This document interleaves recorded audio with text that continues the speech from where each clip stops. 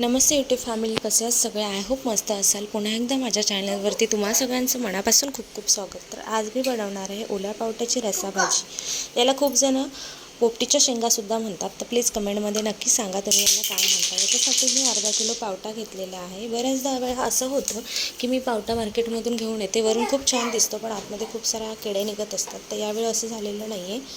व्यवस्थित असं पावटा सोलून घेतलेला आहे बघा.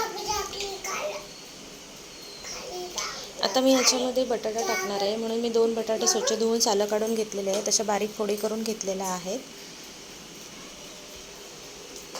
आता मला वाटण बनवायचं आहे. त्याच्यासाठी एक मीडियम साईजचा कांदा घेतलेला आहे, तो उभा चिरून घेतला आहे. खोबरं घेतलं आहे, लसूण घेतली, कोथिंबीर घेतली. हे मी भाजून घेणार आहे लालसर होईपर्यंत. आता याच्यामध्ये मी गरम मसाला काहीच टाकणार नाही आहे, कारण मी जे लाल तिखट टाकणार आहे ते माझ्या घरचं असल्यामुळे त्याच्यामध्ये मी सगळे गरम मसाले टाकूनच ते तिखट बनवलेलं आहे, लाल मसाला. आता कढईमध्ये थोडंसं तेल टाकणार आहे आणि हे पोपटीचे दाणे आहेत ते थोडेसे मी भाजून घेणार आहे तेलामध्ये. तेल गरम झालं की मी याच्यामध्ये जिरं टाकलेलं आहे, कढीपत्ता टाकला आहे, कांदा टाकलेला आहे, टोमॅटो टाकलं आहे. हे व्यवस्थित मी परतून घेतलं आहे. थोडी हळद टाकली आहे आणि 2 चमचे मी याच्यामध्ये तिखट टाकणार आहे. तुम्ही तुमच्या अंदाजानुसार तिखट टाका याच्यामध्ये. आता जे मी वाटून घेतलं आहे ते मी याच्यामध्ये व्यवस्थित परतून घेणार आहे फोडणीमध्ये. 1-2 मिनटं मी याच्यावरती झाकण ठेवणार आहे तेल सुटेपर्यंत. बघूयात आता.